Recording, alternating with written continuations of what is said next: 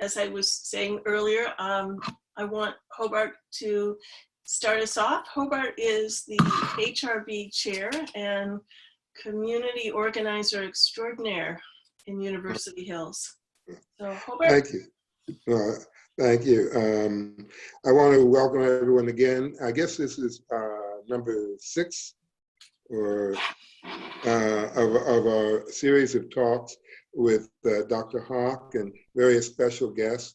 We're talking about the effects of COVID-19, answering questions about what we should be doing and what the latest research is, and also some of the ancillary issues that surround mental health and other concerns that we have in our community. I always like to take the opportunity to remind folks that there are 2 ways in which we keep in touch here in University Hills. One is, of course, the listserv. Not everyone has joined the listserv, and if you want to know more about how to join the listserv, you can go to uhills.org, and there's a page that tells you all about how to get involved with that. But we also have uhills.org, the website, and we're trying to keep it refreshed and new information on the website all the time, so that it's worth visiting at least a couple of times a week. Among the things that you might find there are a couple of fun things. We have a photo contest, which is done by the Uhills Entertainment Committee, and some of the pictures that have come in already are extraordinary. The deadline is June 8th. There's $600 in prizes, but that's not the real reason to participate. It's a chance to share some of the wonderful imagery that we have. The theme is yellow, and it's amazing what yellow things we have around here that are pretty fascinating to look at. There's also a treasure hunt, which Rich Heyer, former chairman of the HRB, has designed, and Rich Heyer is really a remarkable creator of events like that. So check it out. It's called 6 Biographies.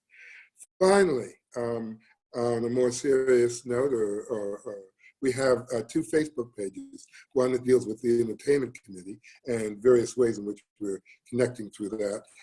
And then there's a Facebook page for Welcome and Wellness, the group that's sponsoring this event.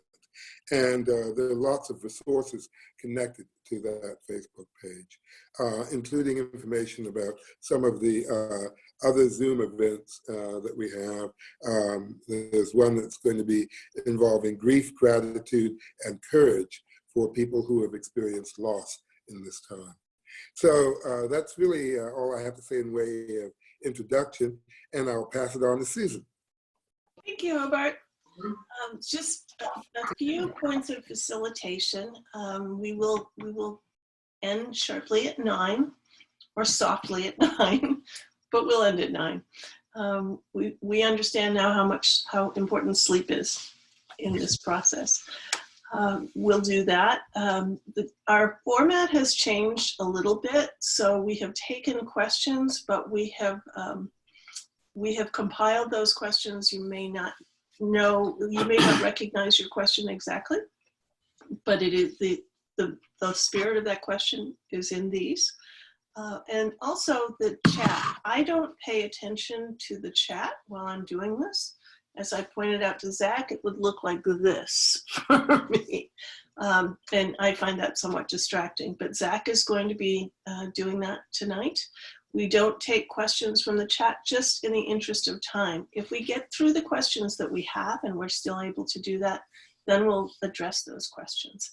But as a community, it's important to keep that chat up and on so that people can exchange information amongst yourselves. So with that, I get to ask you to introduce yourselves. Cindy, could you introduce Ruth, and Ruth, Cindy? So good evening, everyone. It's my pleasure to introduce my friend and colleague, Dr. Ruth Benca, who's the chair of UCI Psychiatry. Ruth and I both worked together in Wisconsin prior to coming to UCI, and Ruth helped to recruit me here, and I was delighted that she did. She's not only an extraordinary psychiatrist and leader in UCI Health, but also an expert in sleep. and has taught me and many of us about the importance of sleep. I no longer feel guilty about getting my 8 hours. Yeah. I feel like it's part of taking care of myself. So, Dr. Benca, delighted that you could join us tonight. Thank you so much for inviting me. And Cindy, you've been doing this for a bit, but for probably new people here, as Cindy mentioned, we're both formerly Wisconsin women, and kind of migrated down here. It took us a little while to figure this out, but we found the best place to be, I think. It's been great working with Cindy, and of course, she's the chair of family medicine here at UCI, and is really helping spearhead the development of primary care. And we're both really trying to work together to improve physical and mental health here in Orange County. So thank you again for inviting me, and we're happy to be here together. Thank you. That was wonderful, and thank you for being here. So I failed to mention our format will be, I will ask mental health questions first, and then the other questions we will make sure that we get to. So I will begin. Emotional well-being is important. So I'm finding there are many things now out of my control. Like others, not wearing masks and the government response that cause me tremendous anxiety. I don't see myself as emotionally unstable, but now sometimes I feel that way, and it doesn't seem safe in our university environment to ask for help.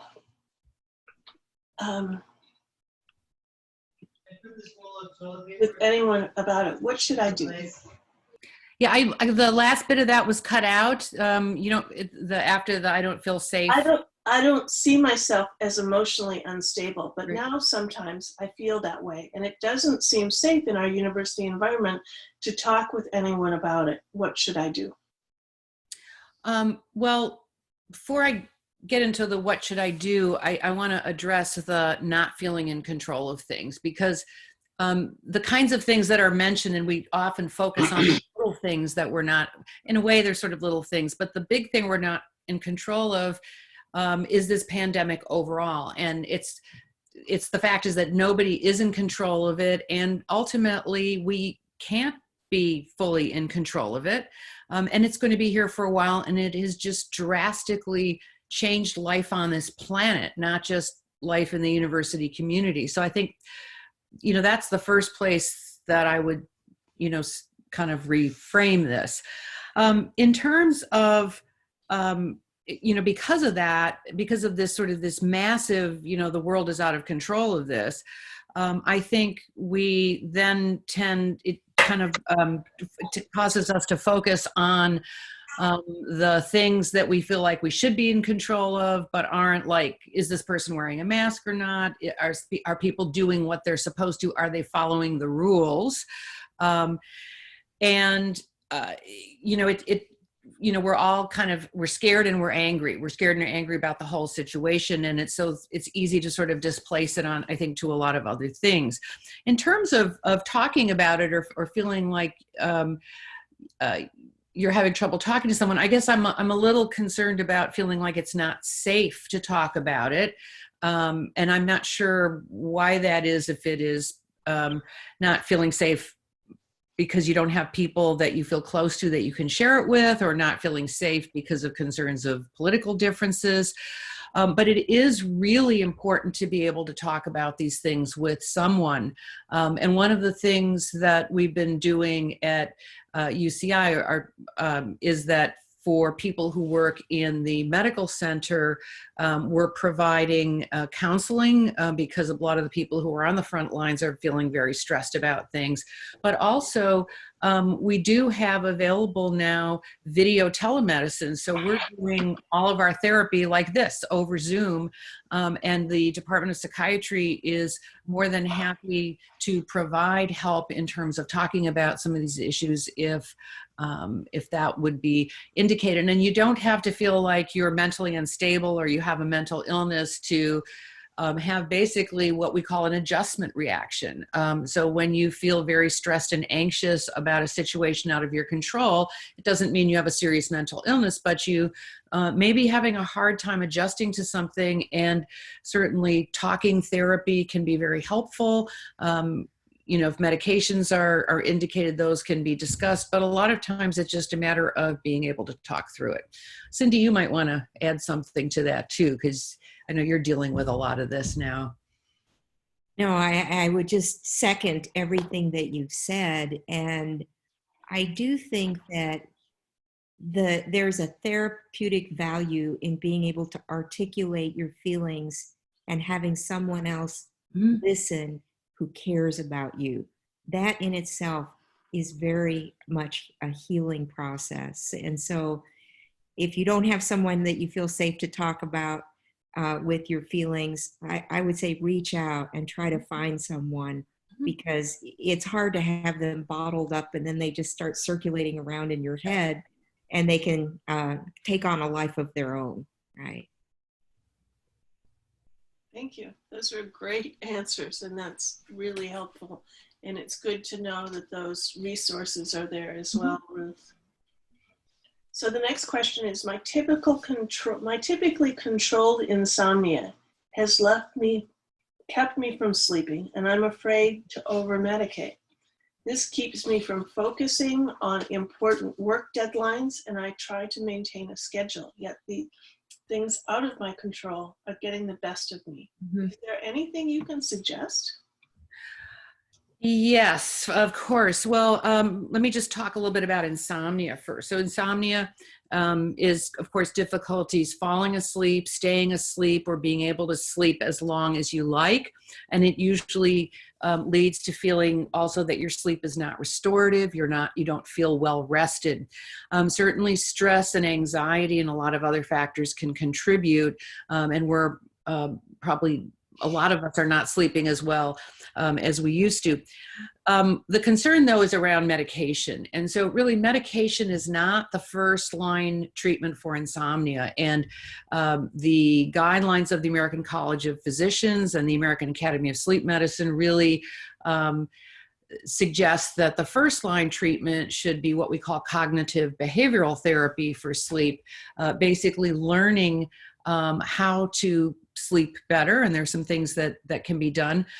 Whereas the evidence for medications being particularly helpful is weak at best. So there's really no strong evidence that sleeping medications basically help more than they potentially can hurt.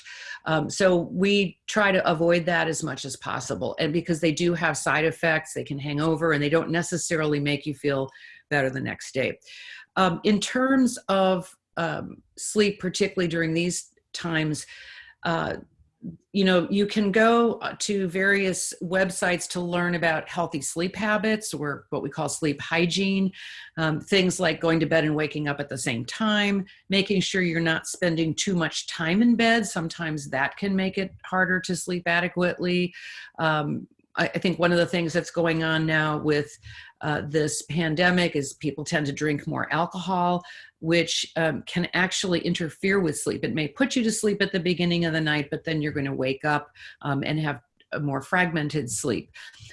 I like to tell patients that I see in the sleep center that one of the things to keep in mind is the quality of your sleep at night has a lot to do with the quality of your waking life during the day. And that means if you don't have a regular daily schedule, like you have your meals at regular times, you exercise, you get exposed to outdoor bright light because that sets your circadian clock, you have enough physical activity. A lot of, when you're homebound, you're not moving around as much as even if you go to work, even if you think you don't have a particularly active job. So getting exercise, getting outdoors, getting stimulation, and and particularly if getting some exercise, I think, is really helpful as well. And then if you're continuing to have a lot of sleep problems, we do have the Sleep Center in Newport Beach on Birch Street. And we also do sleep assessments via telemedicine. So if you're really having trouble sleeping, there are other kinds of sleep problems that could be contributing. One of the things we want to make sure, and that I'm particularly concerned about these days, is the possibility of people having sleep apnea or problems breathing in sleep. And sleep apnea is common as we get older. Common symptoms are snoring, waking frequently during the night, perhaps feeling sleepy during the day.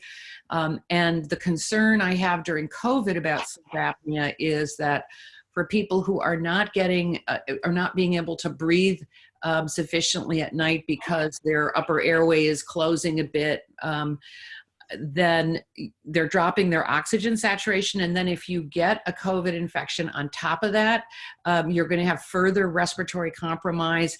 And so one of the suspicions I have is a lot of the people that, and the types of people that tend to have worse outcomes from COVID are also people who appear to probably be at risk for sleep apnea. And most people who have it are not diagnosed or treated. So, and people with sleep apnea can also have insomnia. But a lot of the insomnia, I think, is, as I said, related to stress and anxiety. And the last thing I want to say is that if, for people who have chronic insomnia, if we know that insomnia is a risk factor for having depression. So people who have insomnia that doesn't resolve are more at risk of developing actually depression.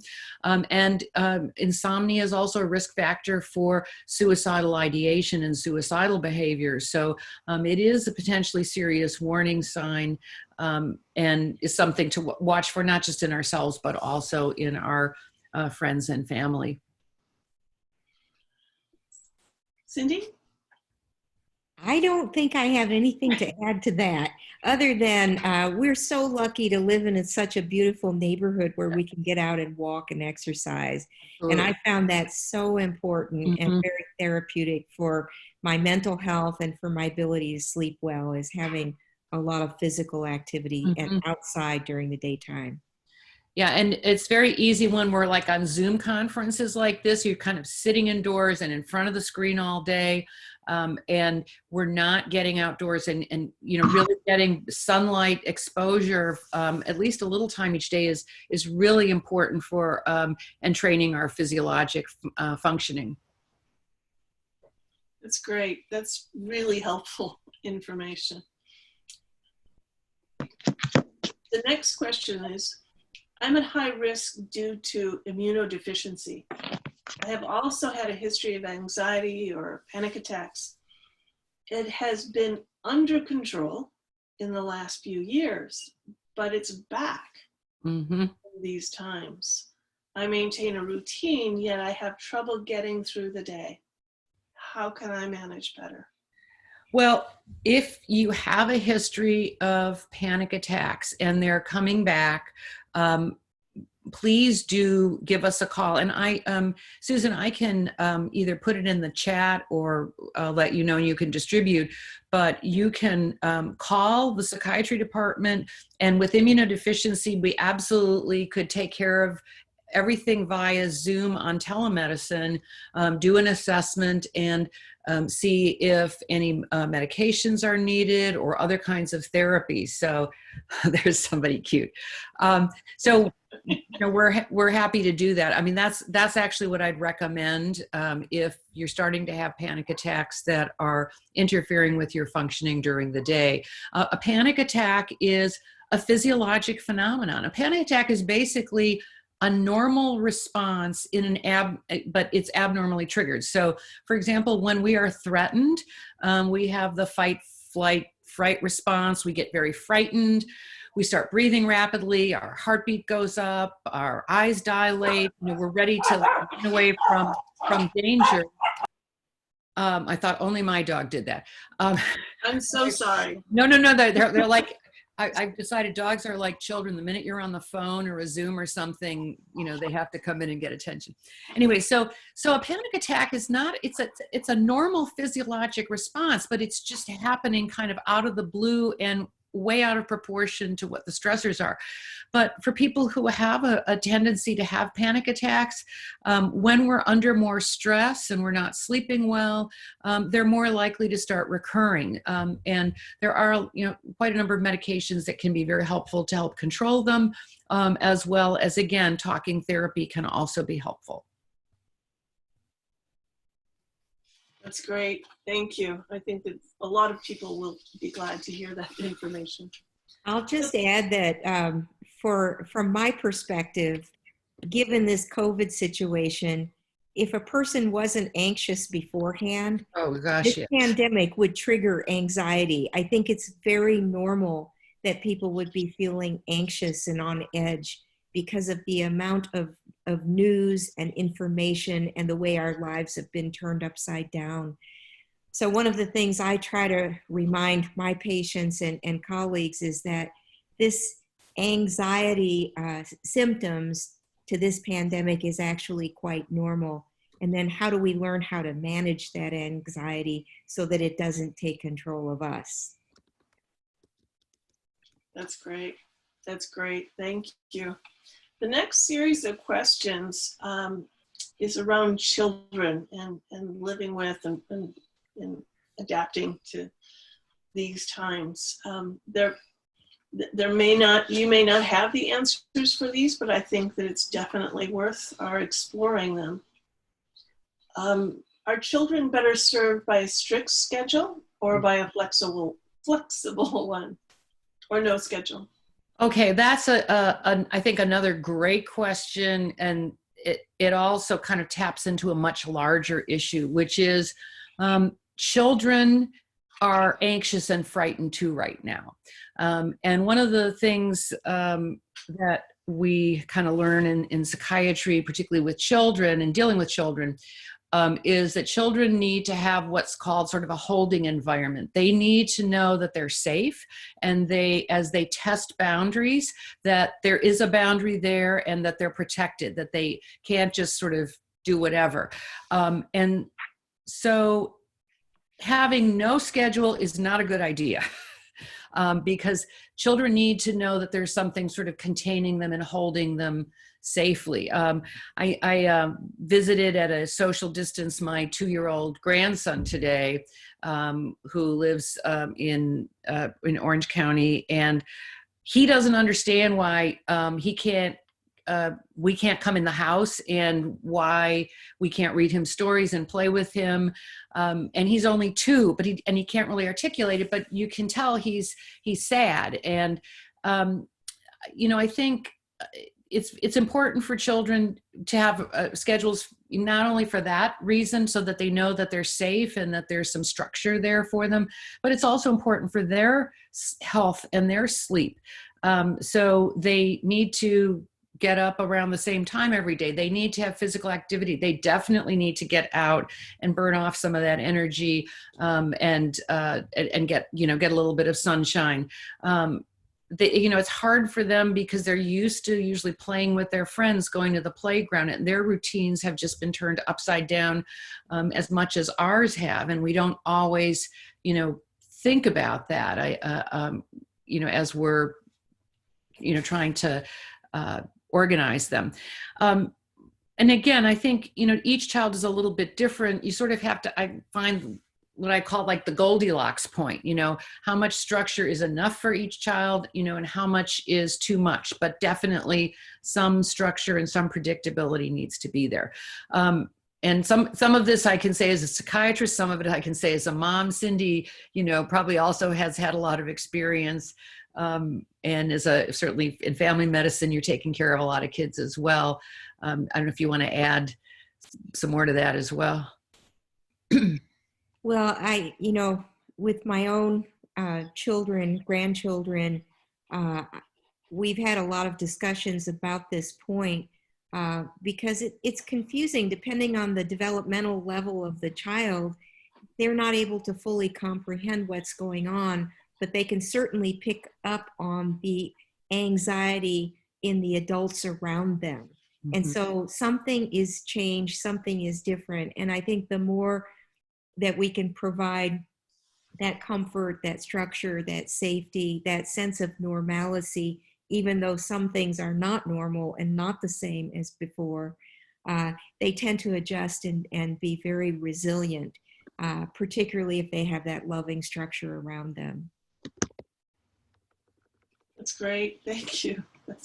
As a grandmother, I would agree with you both. Next question. Because our school requires my children to watch videos, read web pages, type assignments, and take quizzes and tests online, they spend their days staring at a screen. Then after completely required screen time, they choose optional screen time in the form of video games, etc. As a parent, how can I limit screen time? Or should I even try to limit screen time, since there's a price for that too? Well, we know a lot about the effects of screen time on kids and adults for that matter as well. And one of the things is that kids who are on screens a lot probably do have more problems with depression. Adults do too.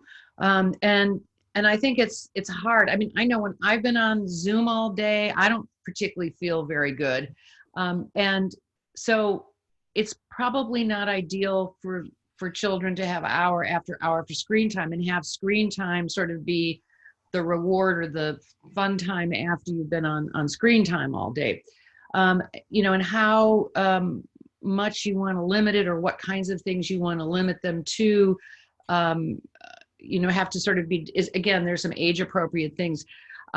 We also know that if you're on screen time a lot, particularly late in the day, it can interfere with sleep, and it tends to cause, there's, I think, another question like that, kids to stay up later, because screens tend to have a lot of blue light, which affects the circadian clock, and also tends to be more alerting.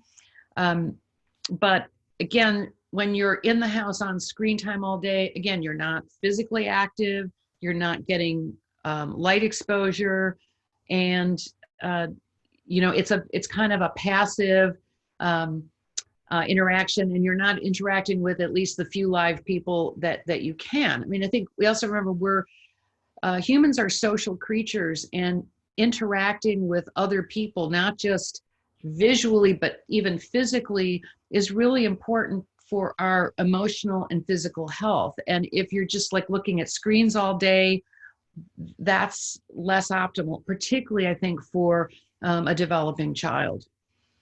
Cindy, I'm turning it over to you now. Well, let me also say, having watched I have a 9-year-old granddaughter, and of course, school stopped, her play dates with friends stopped. Yeah. And the one way that she is able to stay connected with her friends is through video chat.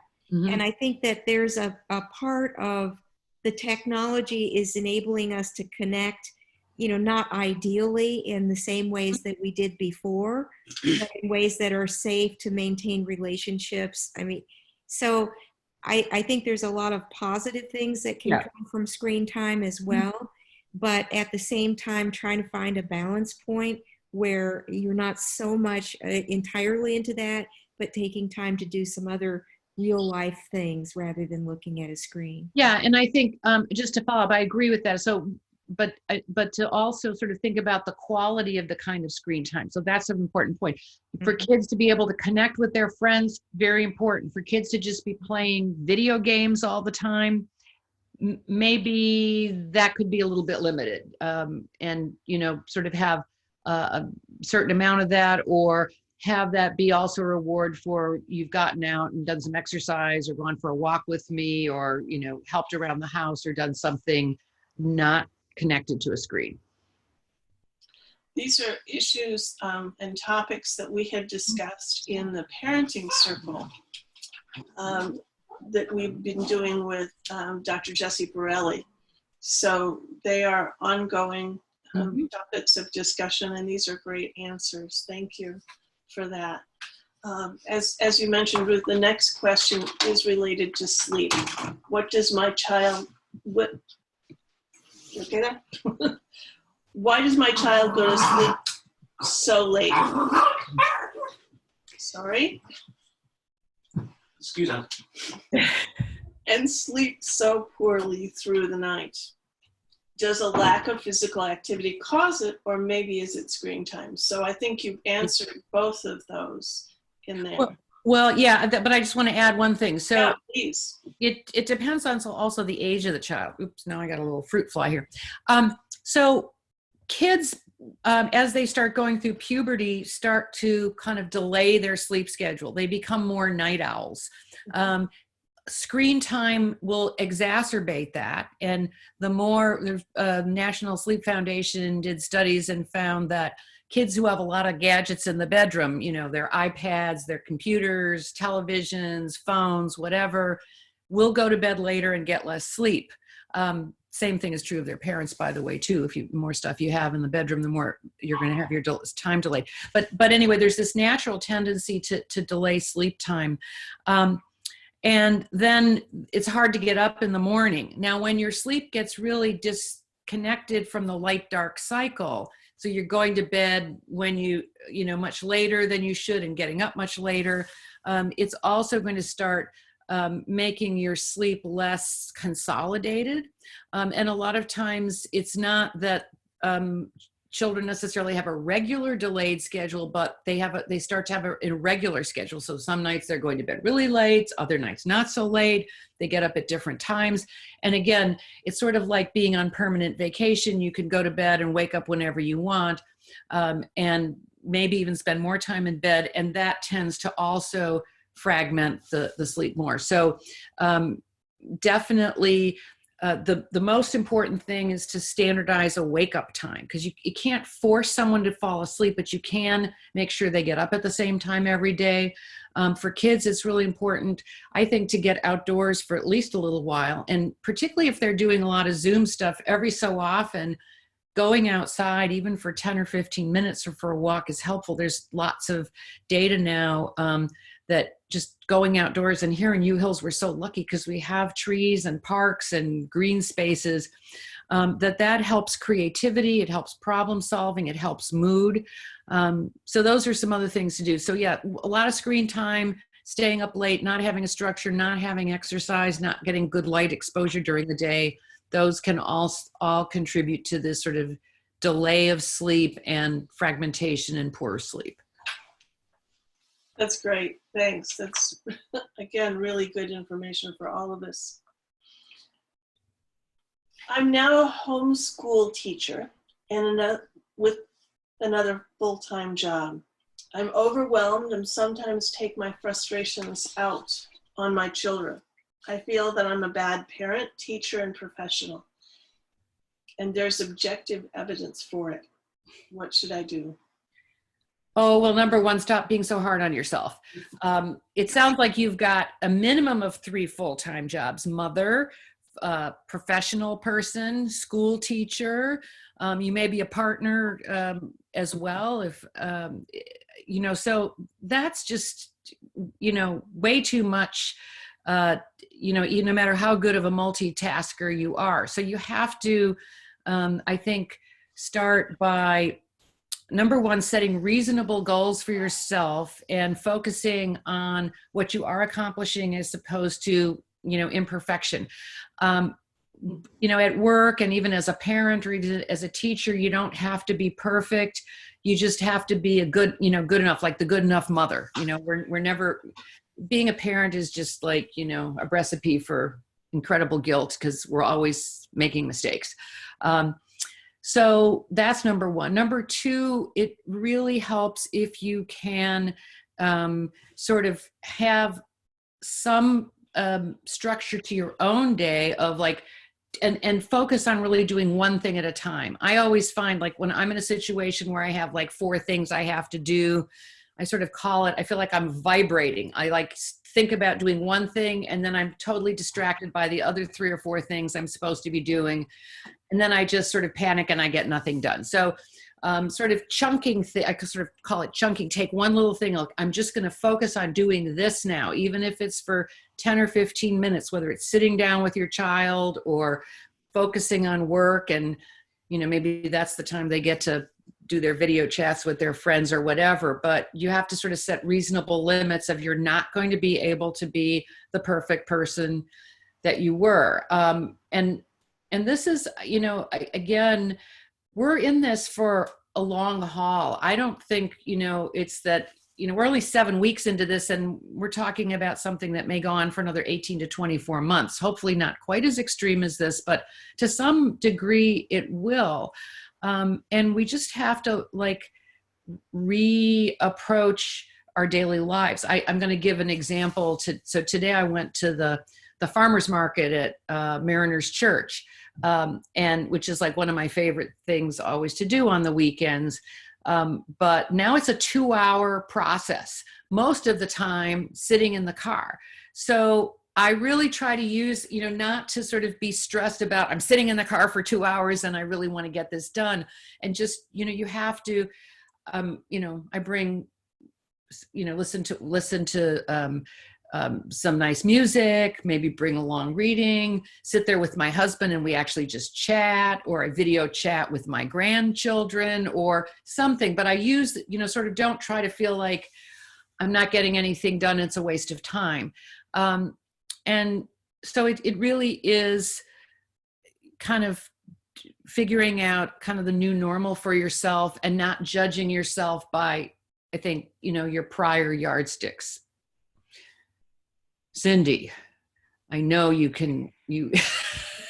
Well, yeah, no, I'm flashing back to, you know, times where I felt stretched so thin with small children and professional responsibilities, and then trying to be a teacher on top of it. Oh my gosh. And so it is this rather impossible expectation of trying to do all of these things at once simultaneously. It's really not possible. And so then how do you reframe or chunk your life, reorganize? Are there ways that you can lower expectations or kind of reframe things so that you know, during this period of time, I've just been thinking, okay, lived through another day, right? We made it through another week. And, you know, so we take small things to be grateful for and try to lower expectations in terms of unrealistic standards, given that we're seriously under a pandemic and all of our lives are turned upside down. And we're not going to be as productive or creative or precise in some of the things we do under these circumstances. So kind of cognitive reframing, we call it, of saying, how do we set the expectation for today? You know, my children are going to be safe and they're going to be well fed and they're going to know I love them. And if they don't get through all of their lessons, that's okay. And the other thing I just want to add in, because I also hear in that question, you know, personal distress and feeling overwhelmed. You have to have time for yourself as well. So as part of those things you're doing, you have to have some time for yourself to do something that is meaningful for you, whether it's, you know, reading, taking a walk, exercising, meditating, talking with a friend, whatever. But otherwise, you're going to be overwhelmed that I have these 3 or 4 jobs to do and there are not enough hours in the day to do them, and I'm not getting everything done, and you aren't going to do anything for yourself, and you're not going to sleep enough. And the more that happens, the less efficient you're going to be at getting anything done. So to sort of, you know, I like to have a sort of a little list of like each day, what do I want to accomplish today? And, you know, I think for all of us, you know, I don't feel like I'm as productive or doing as good a job at everything as I was before. But I try to have some things each day that I at least can accomplish, and then allow yourself to feel good about getting that done. Plus take a little time for yourself. That's great. Thanks. Just to recap that, I can remember asking our daughter 6 weeks ago, what are you doing for yourself? And she almost hyperventilated and said, you don't understand, I don't have time. But she's now doing just that. So we make that quarter turn perceptively to accommodate a little more. Mm-hmm. So the next question is, what advice do you have to parents with shared custody? What advice do you have for a parent who can no longer see their children because the other parent has decided the children should stay in their household? Oh, that's a complicated one. I think one of the sort of general things we all have to do right now, and this is even in families that are intact or even in workplaces, is we all have to learn to be a little bit more patient and forgiving. I think this is the stress, even within families, in workplace settings, I see is that people aren't always at their best. So that's one thing. And then the other thing is that, particularly when it comes to children, it's really important to protect the children and to try to do what's best for them. And as Cindy also mentioned, they're going to pick up on your stress or your anxiety or your anger. And so it's really important to try to protect them from that, I think, and so that they can feel safe. Cindy, you want to add some more to that? Well, it's tricky, but I would say that in situations I've heard, even in with health professionals who are working in exposing themselves because of the COVID situation, when there's been a separation, the partner says, okay, the child can't be with you because you're too dangerous to be around. That's been very, very difficult for a number of people. I would say even if you can't physically be present, even taking time to connect via screen, by video, and have a daily visit or read a bedtime story, or just check in with the child, at least to maintain that connection, even if you can't physically be present. That's great. I think that's going to be helpful as well. The next series of questions is related to isolation. We have isolation, and then we have some community questions. It is now 8:42. We may not get to the coronavirus and antibody questions, and we'll pick that up next week, if so. So how do I know whether my neighbors and friends are mentally and emotionally okay? What things can or should I observe? What therapist skills can I use to check in with people without saying, are you extra depressed or are you having suicidal thoughts? Well, certainly you shouldn't hesitate to ask people how they're doing and are you okay? And, the kinds of things that would make people, should make you concerned about your neighbors or your friends is if they, first of all, if they look or act depressed. So depression is something that we often can pick up in other people. And sometimes the person themselves may not even know they're depressed, but you may sense it. And, even in terms of diagnostic criteria, we can diagnose someone with depression if we can sense they're depressed, even if they don't necessarily admit it. But certainly asking doesn't hurt.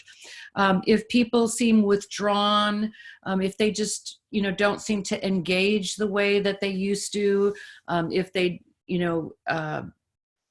seem less active, again, depends on how well you know them or not. If they're not sleeping, if they're not eating, if they don't seem to enjoy things, if you can't get them to smile, those types of things are certainly cues. If you really have, concerns about whether people are thinking about harming themselves or feel life isn't worth living, asking them about that does not make it more likely for them to become suicidal. So that's a sort of a misconception in the general public that if you ask people that you're going to put the idea into their heads that they didn't have. And that's not true. And in fact, when people are feeling like they might want to end their life, oftentimes they will talk about it and appreciate the fact that someone asks them about it. And again, if you have any, concerns or questions, you can, refer them to the psychiatry department. If you really think someone is suicidal or you feel like they need a welfare check, you can call, police to do that. That's sort of an extreme thing, but that is available. And again, it's really just a matter of like, when might you need more professional help? And again, there are different ways of going about that. Certainly you can call psychiatry, but you can also call the primary care doctor. And so, for example, Dr. Hawk's department, family medicine, does a lot of mental health services as well. And that's another good place to refer people if they have a good relationship with their family doctor. Cindy? Likewise, I was thinking about earlier in the day today, I spent some time out in my front yard just pulling weeds and trimming and so forth. And a number of people walked by, and it was so lovely to just say hello and how are you doing? And these are tough times, but how's your family hanging in there? And it felt really good, this sense of connectivity. And, I've run into you, Susan and Eric, walking around the neighborhood. And, we do have a community that is safe and beautiful and easy to be outside. And I think to be noticing and acknowledging other people and getting to know your neighbors and being available. One of my neighbors, Jonathan, said, hey, if you ever need anything, you know where I am. And it was just such a lovely gesture. So I think those types of things help to build a sense of connectivity, a sense that we're not alone, that people care about us and one another. And I think we can continue to build that sense of community and connectedness through conversations like this and just hanging out and walking around the neighborhood. Agreed. That's great. I'm always happy to see Zach roll by on his rollerblades with his family. We're experiencing the same thing. CBM. Are there certain mental illnesses or conditions for which isolation poses special difficulty or danger? How would one know? And what can one do about that? I was just answering a little bit of a chat here. So are there particular mental illnesses that are triggered by, is that the question? Are there certain mental illnesses or conditions for which isolation poses isolation. Yeah. special difficulty or danger? Pretty much, any significant mental illness can be exacerbated by isolation and by stress. I mean, many psychiatric illnesses are stress-related illnesses. So in particular, mood disorders, depression, bipolar disorder, psychotic disorders can be triggered by isolation and lack of structure. Anxiety disorders, of course, very commonly. I'm just answering some questions about obsessive compulsive disorder type symptoms. So that's an anxiety disorder, panic attacks, generalized anxiety with a lot of stress. Those are, again, anxiety disorders, as I said, are kind of normal or exaggerated responses that, under certain conditions are adaptive, but they become maladaptive when they're there all the time. And sleep problems can be exacerbated. Pretty much, any underlying psychiatric illness can be induced by stress. And it's because stress has a lot of effects on our brain chemistry, on our stress hormones. And we know that that's part of the pathophysiology of some of these disorders. So it's important to try to not let things get too far out of line and to, get some help if you need it. Some people have asked about employee assistance programs and other things. Susan, I can send you a list of resources that you could send around on the listserv if you want. That That would would be include wonderful. for things, you know, for people who work for UCI or outside, and helplines and other things. So there are a lot of resources. And I will say, and you know, that along with the coronavirus pandemic, there has been an incredible mental health pandemic pretty much at the same time. The demand for mental health services has just sort of kind of shot off, you know, off the charts. And even some of the kind of private telehealth psychiatry services have seen 600% increases in utilization. We're certainly seeing increase, and we have not had any drop off of patients in our department. We're just adding more and more providers so that we can take care of people. I know Cindy's been seeing a lot more mental health issues. So, you know, it's coronavirus and mental health that people are coming in for, because they really do go hand in hand. And we, you know, we do have treatments and services available, and a lot of this you can access, whether it's at UCI or elsewhere, either, you know, via your computer or by phone, so that people don't have to be worried about coming out. It's actually one of the advantages of a lot of what we do, both in the sleep center and in psychiatry, is that we can do most of our work without having to physically have you there. And you know, in many other settings, I know people are afraid to go into healthcare settings because of concerns about getting infected. But Susan, I will send you a list of things for employees, as well as just general resources and helplines and other things that are available. That'd be wonderful, Ruth. I will be happy to share that. Cindy, did you have something to add? No, that's a great response. And, you know, I'll just reiterate, I feel like we've got the viral pandemic, and then we've got the mental health effects of that. And then we've got the economic effects of that for so many people who've lost their jobs and are really seriously worried about keeping a roof over their head. So it's a confluence of many different factors that are creating the stress that Ruth talked about. I absolutely agreed. We'll be grateful to get those resources.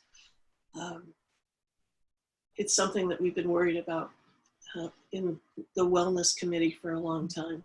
Mm-hmm. Last question on isolation. What if I'm isolating in place in close quarters with someone who is abusing me or my children, including psychological, emotional, and verbal abuse? Mm-hmm. What if I suspect it's happening to a friend or neighbor? Really important question. Yeah. Well, you know, those are really difficult situations under the best of circumstances. And in this situation, where we're having to shelter in place, it's much worse. I mean, definitely it's important if someone is in an abusive situation to try to remove themselves from that situation, because you know, stress is not going to make it better. And you know, safety first is really important. Safety for yourself, for children. And so the question is there someplace else you can go to be safe with a friend or a family member? Again, if everybody's been sheltering in place and hasn't really had exposure, the chances that, you know, you're going to infect somebody by going somewhere else or vice versa are going to be pretty low. And the chances of that are far less than the risks that you might be taking in an abusive situation. And then again, reaching out to the appropriate services to get help if you're in an abusive situation. Thank you. We are 6 minutes from the hour just now. I'm gonna not ask in order that we have. I'm gonna ask you one more community question. And if if we can get the two others answered, that would be great. But here's my start. What things can we do as a community to get better at knowing when our neighbors need help and to support healthy individuals who want to ensure their neighbors' well-being? Really important question. Well, I think, for example, what you're doing right now is a great start. Having video chats. I know on our block, one of our neighbors usually does a Friday night distanced dinner where people can come and chat in a safe way, and figuring out ways to come together as communities or in neighborhoods safely is a really good start to stay connected, because connection and communication are really critical. One of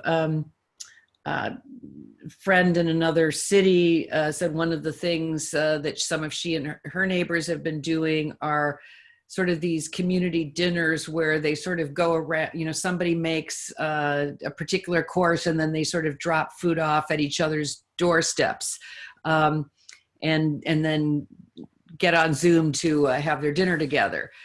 So we're finding all kinds of creative ways to be together and communicate, and I think that's the most important thing we can do, and figure out new ways to do it. Cindy? Yeah, likewise, as we talked earlier, I think, acknowledging other people, smile and say hello, right? That's the motto of this group. So knowing your neighbors, reaching out to them, creating opportunities for connection and communication. And there are so many new and creative ways to do that. Our family has been having a Sunday night get together by Zoom. So we just all kind of come together as a family, strung out across the country, but we're together and we can see each other and acknowledge, and that can happen with neighbors and friends as well. But you have to have those connections. You have to know people that live around you. Yes. And even as we're walking around the community, even as we sort of move to be at least 6 feet apart, waving at each other, smiling at each other, as opposed to just sort of turning away of you're 10 feet away, but you might breathe on me, as opposed to, kind of keeping some human connection. Wow, that was a great wrap up. Guys, thank you so much. I realized in the process of talking here tonight that I didn't do what we've been doing, which is having a check-in, a reflection. I put it on our agenda, but I didn't do it. I feel like the whole conversation was a great check-in. And next week we can return to coronavirus and antibodies and what's ever present on people's minds, on masks. We'll have Dr. Jim Smith, who is an aerosol specialist, he is testing masks right now, to talk a little bit more about that. But I think this was really, really great information. Thank you, Ruth, and thank you, Cindy, so much. And I will hand it back over to Hobart to say goodnight. Wow, thank you both. It was really a wonderful, wonderful presentation. Lots of very useful information. One of the things you stressed was the importance of exercise and physical activity. And again, I'm pushing Uhills.org, because at the top carousel, there's a list of various Zoom classes. There's a boot camp, there's yoga classes. There are various opportunities, most of them free, which you can check in and engage and see your neighbors and friends. Also, various other organizations like the Jewish Community Center, etc., have maintained exercise classes, Zoom classes, that sort of thing. So ways in which you can continue to take a little break in your day and do those things. Finally, we have extraordinary resources here, hiking trails and all sorts of places to walk around. And on the website, there's a list and a map of all of the various places you can go to exercise and engage in physical activity and get a little sunlight and vitamin D. So thank you again, and tell your friends. You can see the same talk on YouTube. There'll be a link to the recorded talks, and you can go to the Facebook page, Welcome and Wellness. You can go to uhills.org, Caring for Each Other in the Age of Coronavirus, which is a page there. And of course, this information will be available on the listserv. Thank you. Thanks a lot. Hello, everyone. Thanks. Thank you so Good night, much. everyone. Good night. Good night. Bye. Thank you. Right.